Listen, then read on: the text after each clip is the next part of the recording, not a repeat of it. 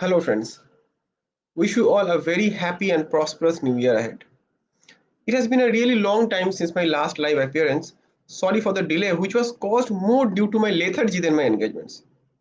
However, in between, I did come across some very interesting cases that I will be sharing with you all in due time. A lot of people have been immensely charged up by the advent of the new year, asserting that the miseries that 2020 inflicted on many would be replaced by brighter times.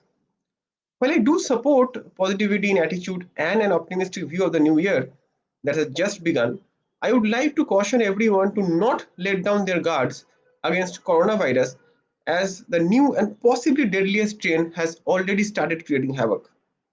Besides, 2020 wasn't an entirely bad year if we try to evaluate the teachings that it provided and the environmental recovery that the planet underwent. Also, compared to most developed countries, India has been much more successful in containing the casualties that the pandemic caused. Today, I'm going to talk about emotional intelligence. A few decades back, hell, a few years back, it was popularly believed that many elite circles that are popularly believed in many elite circles that our intelligence is the main factor that decides the quality of our lives. This intelligence is what we try to evaluate in IQ tests worldwide. But with advancement of research facilities and newer revelations, it has now been accepted that our intelligence is responsible for at most 10% of our life quality. The rest 90% is a function of our emotional fitness. These facts have been very nicely explained in Daniel Goleman's book on the subject. Actually, I got a case a few months back which brought me across this topic. A girl, we'll call her Neha as we have a pact to not reveal identities, came to me complaining that life has been unfair to her, that she is always deprived of success despite her above average intellectual levels. I studied her through a few interactions, checked her background, and even spoke to a few of her close friends, colleagues, and family members. I found out that she indeed is a very intelligent girl and has excellent cognitive capacities. And yet, she has never been able to particularly excel in her studies or in her present job as a bank employee. Even her extracurriculars and her co-curriculars have not shown any particular sign of knack or aptitude. Her relationships are also not as good as one would expect, and it seems that she has a bone to pick with most of the people who are close to her. She's basically dissatisfied with anybody and everybody. Well, this is depressing.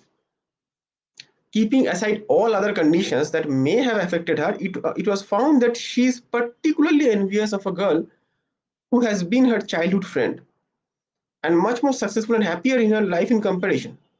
Let us call her Nita, as I can't reveal her identity either. I interacted with Nita and spoke to a few common friends.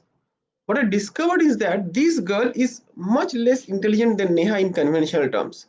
Yet, she is happier, more enthusiastic, positive, and focused in her life, which, as a result, has provided her with much higher levels of success at professional and personal fronts.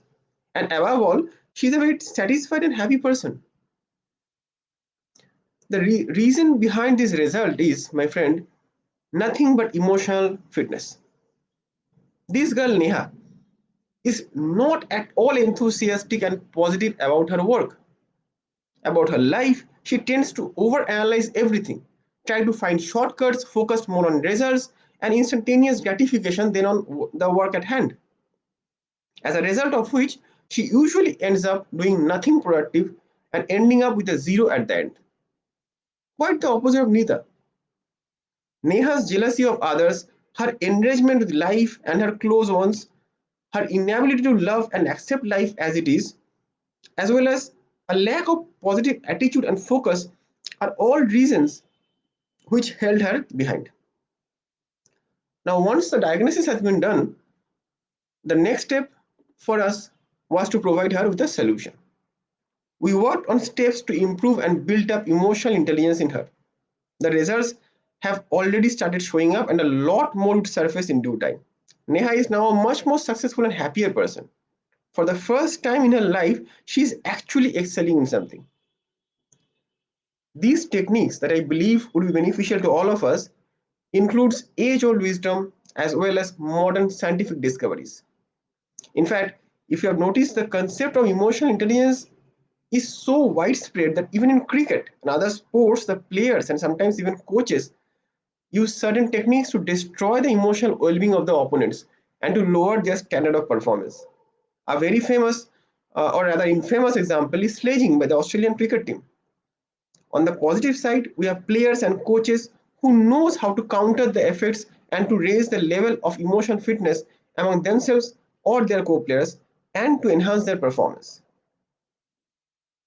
So, not stretching this video too much, I would take a leave and would come back soon with the techniques to better emotional fitness so as to have better personal and professional life.